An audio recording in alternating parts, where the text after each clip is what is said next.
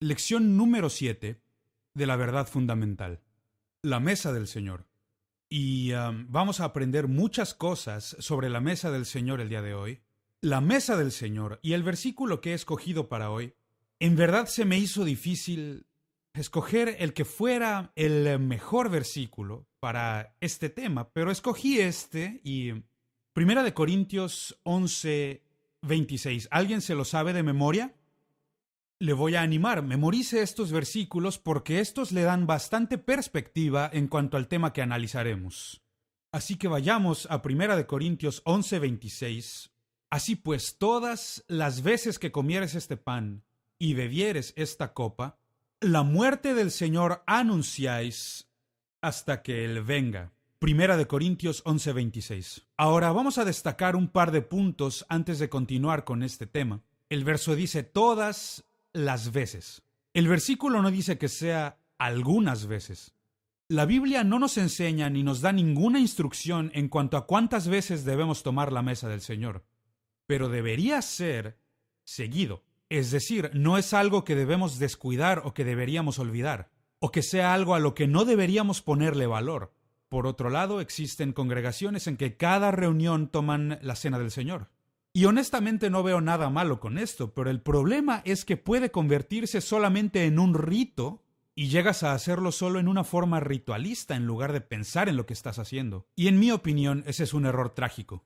Así pues, todas las veces que comiereis este pan y bebiereis esta copa, la muerte del Señor anunciáis. Ahora, obviamente, este versículo no solamente hace referencia a su muerte en la cruz del Calvario, sino que también hace referencia a su sepultura y su resurrección, porque la última parte dice hasta que Él venga. Es decir, Él vive y Él volverá pronto.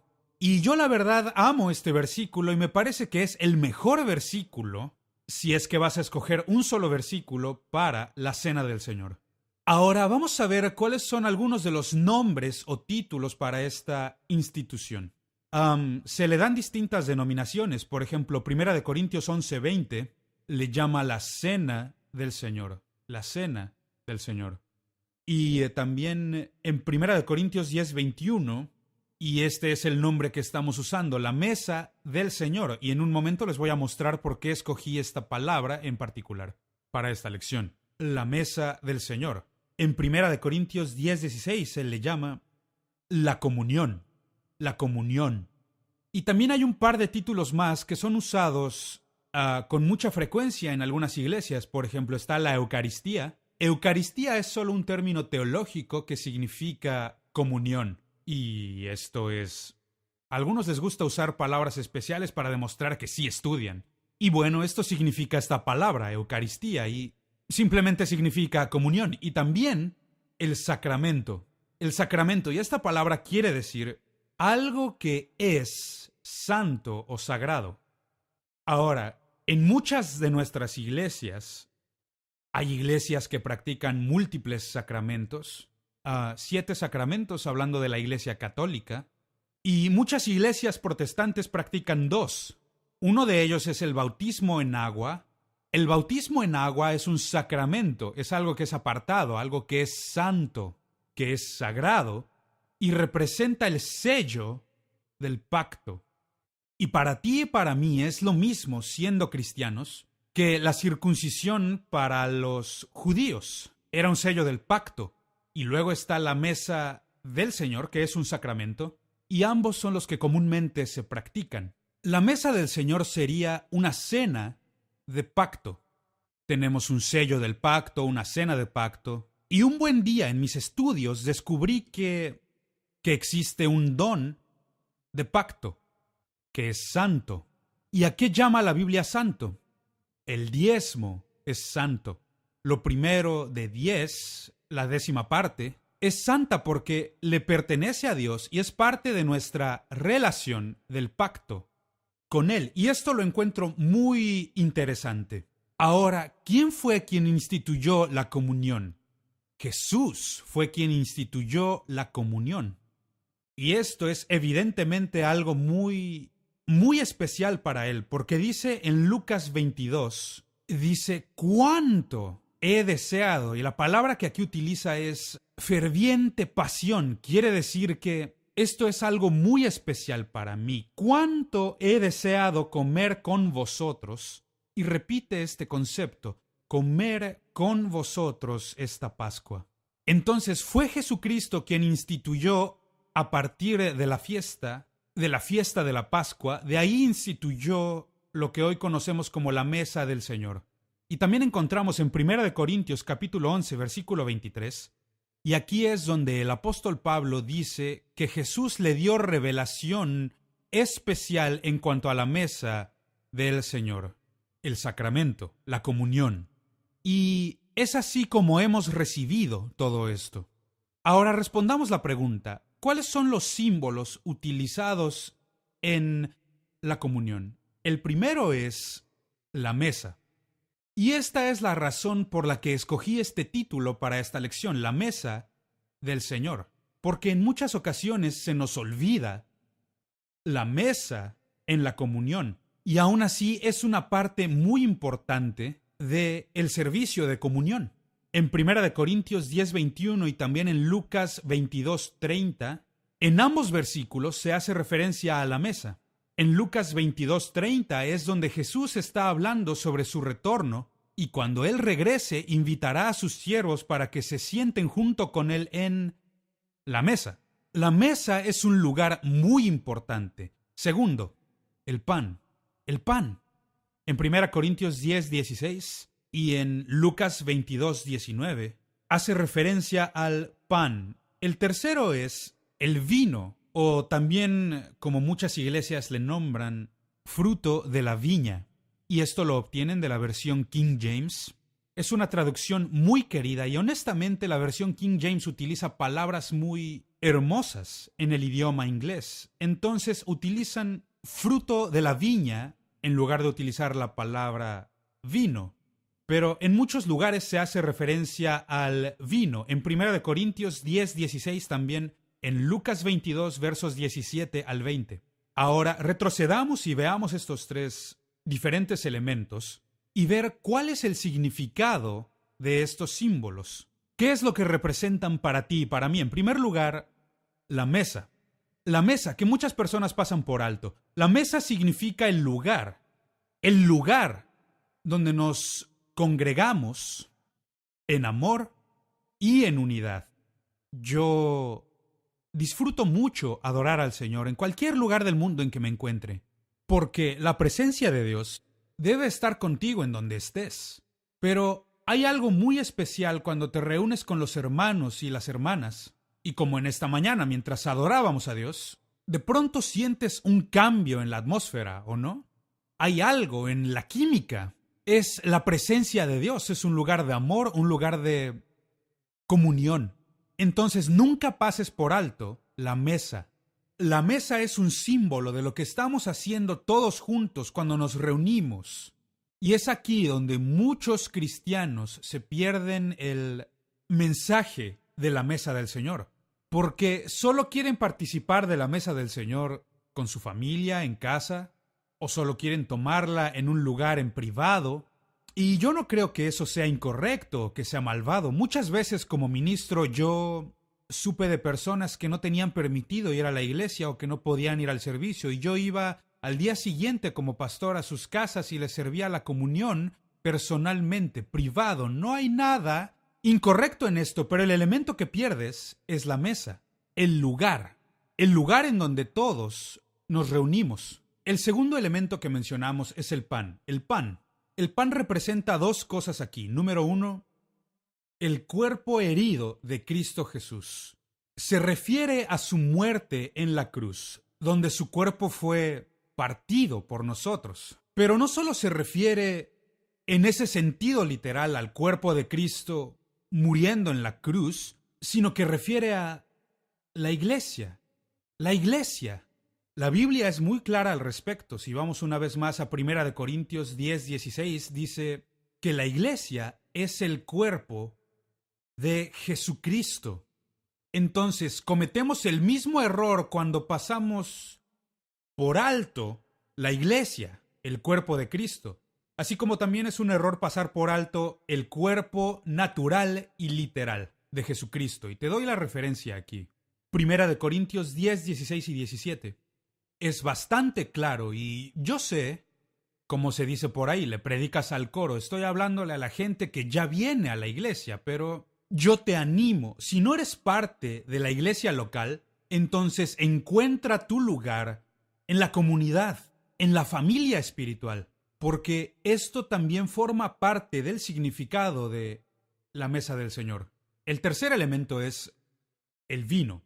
El vino representa la sangre de Cristo Jesús que fue derramada o que fue ofrecida por nosotros. Algunos usan la palabra verter, pero la palabra verter tiene la connotación de que fue un accidente, y esto no fue un accidente. Su sangre fue derramada deliberadamente como un sacrificio por nuestro pecado. Y te doy la referencia escritural, Mateo 26, verso 28, y 1 Corintios 11, 25. Te animaría a que personalmente busques y leas estos versículos, porque van a ayudarte en tu entendimiento de este tema de suma importancia.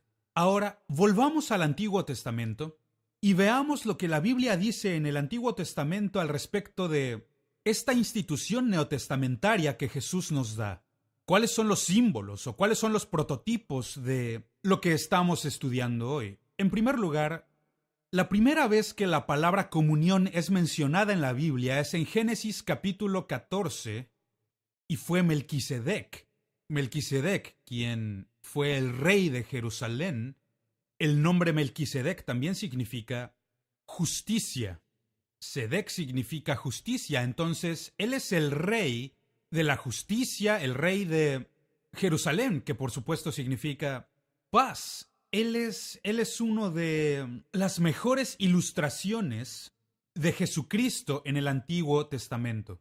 De hecho, el autor de Hebreos enfatiza claramente en el capítulo 7 de Hebreos, donde habla de que Jesucristo es el sacerdote perpetuo según el orden de Melquisedec, y señala las diferencias entre el orden de Aarón y el orden de Melquisedec.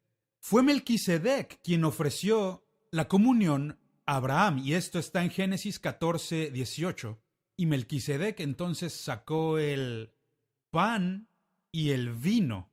Esta es la primera vez que la encontramos en la Biblia, y es el símbolo perfecto de lo que Jesús haría por nosotros. En segundo lugar, la comunión fue un prototipo en el Cordero Pascual, el cuerpo y la sangre del Cordero que fue derramada por los israelitas. Y esto lo encontramos en el Éxodo capítulo 12 completo, que nos muestra toda la historia de la Pascua, donde tomaron al Cordero inocente, lo degollaron y toda su sangre la vertieron en los dinteles de las puertas, así como en el marco, en todas las casas, para que estuvieran, como nosotros decimos, cubiertos por la sangre, porque cuando Dios dijo, cuando yo vea la sangre, yo voy a pasar de largo. Y de ahí viene este término, la Pascua, porque el ángel de la muerte pasó de largo de todo lugar que tuviera la sangre del Cordero. Qué hermoso símbolo de Jesús tomando el castigo por nuestros pecados cuando Él muere en los dinteles de la puerta de Dios, la cruz. Cuando Él muere por nosotros y derrama su sangre por nosotros, Dios mira a cualquiera que haya ido a la cruz y pasa de largo. Encontramos salvación. Marcos 14, 12. También encontramos esta referencia. El tercero es el pan de la proposición en el tabernáculo de Moisés. El pan de la proposición se encontraba en el lugar santo y este era simplemente una mesa larga donde 12 tortas de pan que representan a las 12 tribus de Israel, estas 12 tortas de pan estaban exhibidas, estaban a la vista, así como tengo este pan aquí a la vista, estaban expuestas. Es por esto que en inglés se le conoce como pan a la vista, porque estaban a la vista en la mesa. Y esto es muy simbólico de la mesa del Señor, porque en Levítico capítulo 24, versículos 5 al 9, y aquí es donde encontramos la referencia al pan de la proposición y la mesa para este pan. En Números 28, 7 y Éxodo 25, versículos 23 al 30. Todos estos hacen referencia a esta ilustración del tabernáculo de Moisés en el Antiguo Testamento, que para ti y para mí hoy, Jesús le ha dado un nuevo significado en lo que llamamos la mesa del Señor, en el servicio de comunión. Ahora vamos a hablar sobre cómo debemos abordar la mesa del Señor. ¿Cómo debemos abordarla? Existen varias maneras. La primera que quiero mencionar es lo que ya hemos hablado de Cristo. «Cuánto he deseado», dice Jesús, «cuánto he deseado comer esta Pascua con vosotros». Y entonces Él toma y ofrece lo que llamamos la comunión, o la mesa del Señor. Acércate a la mesa con un deseo de participar. ¿Por qué habrá personas que no lo hacen así? Creo que a veces es culpa de los predicadores, porque no hemos explicado claramente, no hemos mostrado claramente los beneficios y las bendiciones que vienen de la mesa del Señor. Y a veces podemos convertirlo en algo místico o incluso algo que da miedo, en que la gente tiene miedo de acercarse a la mesa del Señor. A ver, espérame un momentito. ¿Cómo puede alguien decir que es un creyente y afirmar que se va a ir al cielo y temer acercarse a la mesa del Señor? Eso ni siquiera tiene sentido para mí. Eres un hijo de Dios. Hace unos momentos estábamos cantando esto y está resonando en mi espíritu.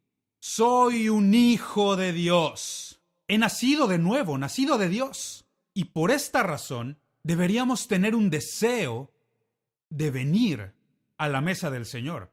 Segundo, acércate con fe, creyendo. Esto representa el servicio en memoria de la muerte, sepultura y resurrección de Cristo. Y mantiene un significado muy especial, que deberíamos saber que acercarnos a la mesa no es algo que hacemos religiosamente. Esto no es solo un rito religioso. No, esto está lleno de significado y vida. Y si comprendemos lo que Dios nos está ofreciendo, nos acercaremos creyendo y esperando buenas cosas, esperando beneficios para nuestra vida, a la mesa del Señor. La tercera cosa es, ven recordando. Y yo sé que existen ciertas iglesias que enseñan que en el servicio de comunión el pan se convierte literal en el cuerpo de Cristo Jesús y el vino se convierte literalmente en su sangre. Esto no es lo que Jesús dijo. Esto no es lo que el apóstol Pablo dijo. Ambos fueron bastante claros. Jesús dijo, hagan esto en memoria de mí. Y también Pablo nos instruye a hacerlo. Nos acercamos recordando lo ocurrido. Es decir, es un servicio para recordar. Este no es literalmente el cuerpo de Cristo. Así como la iglesia no es el cuerpo literal de Cristo, somos su cuerpo espiritual, una familia espiritual. Y no es la sangre literal de Cristo. Nos acercamos recordando a Jesús, quien murió por nosotros y dio su propio cuerpo por nosotros. Es así como debemos acercarnos a la mesa del Señor. La cuarta cosa es, ven con acción de gracias. Acción de gracias porque Dios nos amó de tal manera que entregó a su Hijo unigénito por nosotros, que Jesús nos amó de tal manera que Él murió por nosotros. Y no se puede encontrar mayor amor que este. Muchas personas hablan sobre el amor, pero Jesús nos mostró su amor. Y Él murió por nosotros. Y debemos acercarnos de esta manera, el tener un corazón agradecido. Agradecidos por lo que Él ha hecho por nosotros. Acercarnos como el cuerpo de Cristo, como ya hemos mencionado antes, como la iglesia. Como iglesia, somos el cuerpo espiritual de Cristo. Así que lo reconocemos. Aquí es donde muchas personas, y me temo que no solamente se pierden de los beneficios, sino que también se están dañando a sí mismos, porque no comprenden que al rechazar el cuerpo también rechazan las cosas que Dios hará por ellos a través del cuerpo. Ahora, yo doy muchas gracias por la vida que Dios ha puesto en nuestros cuerpos naturales, y la ciencia médica te dirá lo mismo. Cualquier médico será muy franco al respecto y te dirá no puedo curarte, porque tu cuerpo va a sanarse a sí mismo si creamos el ambiente correcto para esto, si hacemos las cosas correctas, si ponemos los minerales correctos y cosas así. Tu cuerpo va a curarse a sí mismo. Y esto es muy cierto. Y también es cierto para el cuerpo espiritual de Cristo, que en muchas ocasiones yo he sido sanado en tantas oportunidades mientras yo oraba por otros enfermos, que la presencia de Dios que les tocó a ellos fluía en mí y me di cuenta de que como predicador no te levantas y dices, estoy enfermo, por favor, alguien ore por mí. Te levantas y te pones a hacer tu trabajo, a hacer lo que fuiste llamado. Pero no sabes cuántas veces que tienes un dolor de cabeza o te duele el estómago o lo que sea mientras oras por otros, también me estoy curando yo. Entonces nos acercamos como el cuerpo de Cristo y hay tantas bendiciones, tantos beneficios que vienen con esto. Y quiero darte la escritura, 1 Corintios 10, 17. Y otro punto es, acerquémonos a la mesa compartiendo juntos. Y precisamente aquí obtenemos la palabra comunión, que significa compartir en común.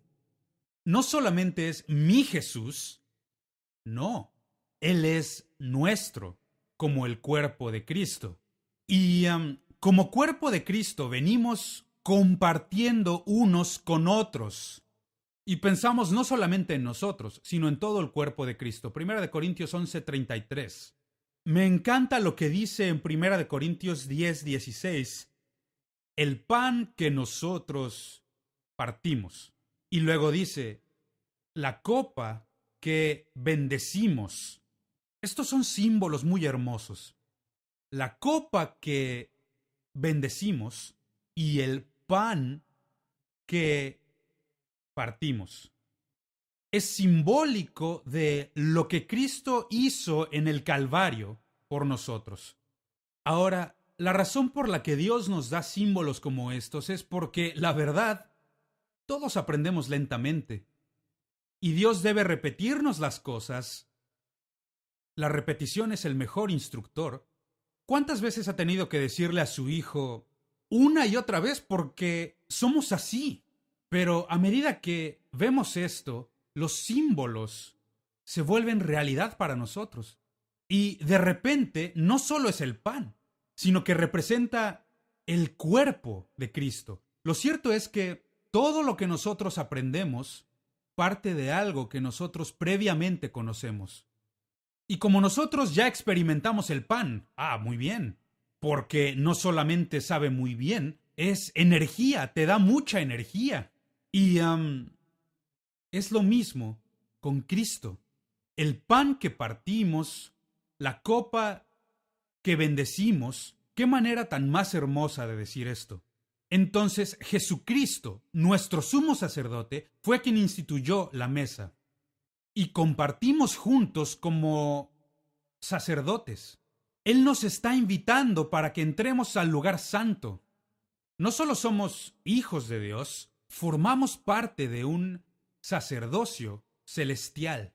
Y como reyes y sacerdotes para Dios, le estamos adorando y Él nos invita a venir a su mesa. La comunión es la acción de compartir. Y para nosotros es escritural, así como vamos a hacerlo en unos momentos más, y venimos a compartir a la mesa del Señor, mientras nos servimos unos a otros. Y esto es simbólico, desde luego, de la manera en que nos relacionamos unos a otros como cristianos. La primera vez que escuchamos a Dios decir que algo no es bueno es cuando dijo, no es bueno que el hombre esté solo. Y esta es una estadística comprobada una y otra vez. Dios nos creó para compartir juntos en familias, en la iglesia, el formar parte de algo que es mucho más grande que nosotros mismos. Y el servicio de comunión nos lo demuestra cuando compartimos juntos. Quiero darte en Hechos capítulo 2, versículos 46 y 47, voy a leerlo en la NBI porque es simplemente hermoso la forma en que nos lo dice. No dejaban de reunirse en el templo ni un solo día. Aquí está hablando sobre los discípulos que se reunían. De casa en casa partían el pan Recordemos que lo único que tenían en ese entonces era el templo. No tenían iglesias como nosotros las tenemos. Tenían sinagogas en lugares pequeños, pero lo único que tenían era el templo de Jerusalén. Y el pan lo partían en las casas de las personas y compartían la comida con alegría y generosidad. Y cada día el Señor añadía al grupo los que iban siendo salvos. La Nueva Versión Internacional nos da una ilustración bastante clara de lo que Dios quería que la comunión fuera en el servicio. No quería que fuera algo religioso o ritos. Esta es una expresión práctica de nuestra adoración a Cristo Jesús y recordando lo que Él hizo no solamente por mí, sino por cada uno de nosotros. Me encanta este versículo, en especial en esta versión. ¿Y qué es lo que puedo esperar recibir cuando vengo a la mesa del Señor? Recuerde que debemos acercarnos con fe, creyendo en que vamos a recibir algo. ¿Qué debo esperar recibir? En primer lugar, hay dos formas de acercarnos a la mesa del Señor. Hay aquellos que se acercan, como dice la palabra, de una manera digna. Vienen con la actitud correcta, con el corazón y el espíritu correctos. Y los que vienen en la forma del mundo, dice que pueden esperar sanidad y salud. Y esto lo tomamos de Mateo capítulo 15, versículos 25 y 26. Pero hay muchos otros versículos de la Escritura que validan este principio. Puedes esperar que Jesús te dé sanidad durante el servicio de comunión. Es muy real. Y no solamente sanidad, sino también vida. Vida. Esto lo tomamos de Juan 6, versículos 54 al 57. Ahí Jesús está hablando a la multitud y ellos quieren que Él les dé el maná, así como Moisés anteriormente había hecho descender maná del cielo. Y Jesús dijo, Moisés no fue el que hizo descender el maná, fue mi Padre Celestial a través de Moisés. Y también dice, voy a darles más que maná, yo voy a dar mi vida por ustedes. Y ustedes van a comer de mí. Y, por supuesto, varios de ellos comenzaron a pensar con una mente muy carnal en canibalismo. ¿Cómo nos vamos a comer la carne de este hombre? Él no está hablando de eso. Está hablando en términos espirituales, que va a morir para que nosotros vivamos. Y dice que todo aquel que venga y participe de mí tendrá vida eterna, vida eterna. Entonces, lo que podemos esperar al acercarnos a la mesa del Señor es recibir sanidad y vida. Ahora, hablemos sobre la otra faceta. Aquellos que se acercan a la mesa del Señor, como dice la Biblia, en una manera indigna. Una manera indigna.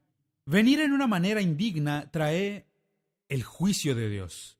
El juicio de Dios. Y es aquí que algunas personas se asustan al acercarse a la mesa del Señor porque no creen que sean dignos de acercarse. Dice ahí en 1 Corintios 11:27, dice que serán culpados del cuerpo y de la sangre del Señor. Y no quieres estar en esa posición. Y de nuevo, se refiere no solo al cuerpo literal de Cristo, sino a la iglesia, el cuerpo espiritual de Cristo, que recibes juicio del cuerpo y de la sangre de Cristo. En segundo lugar, están comiendo y bebiendo juicio. En otras palabras, algunas traducciones utilizan esta palabra que es muy fuerte. Condenación, su propia condena. Que te acercas no con toda la honestidad o sinceridad. No te acercas para adorar a Dios. Te acercas por la razón equivocada o el motivo incorrecto. Traerás el juicio de Dios sobre ti mismo. Y finalmente en el versículo 30 dice que hay debilidad, enfermedad y muerte. De hecho, dice que algunos de entre vosotros ya han muerto porque no discernieron el cuerpo del Señor. Ahora, enfatizamos aquí porque estamos hablando de la forma indigna de acercarse. ¿Y qué es lo que nos hace dignos? Es nuestra fe en Cristo Jesús. Él es quien nos ha hecho dignos. Es Él quien nos está invitando a venir y cenar.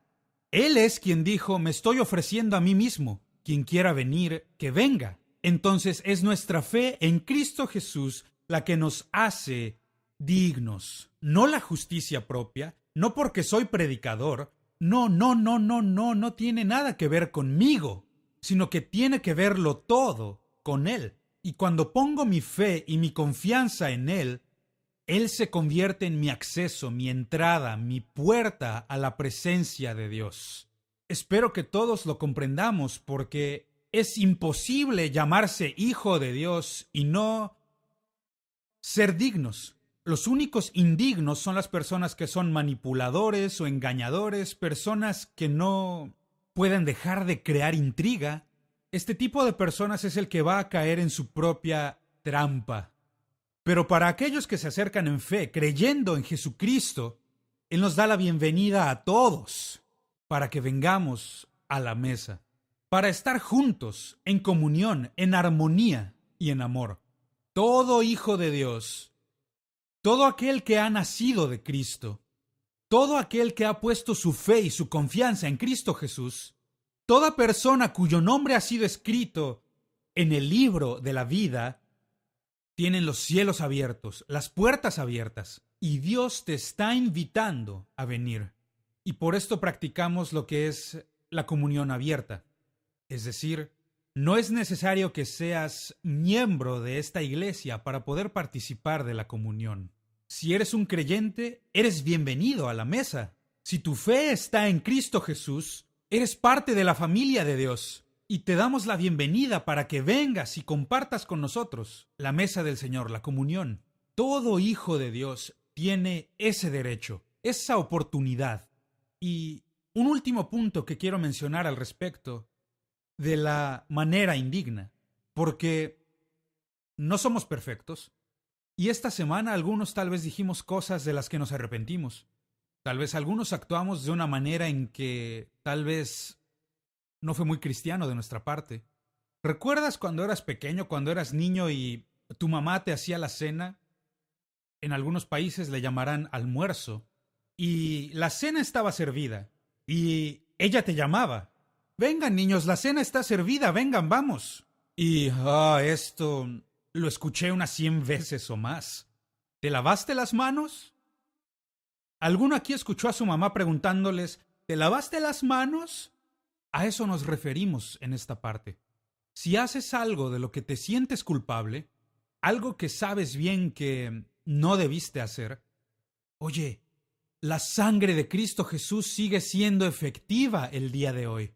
Es efectiva para ti y para mí hoy. No es como que oramos una sola vez y Dios esperó que viviéramos en perfección a partir de ese entonces. No, no.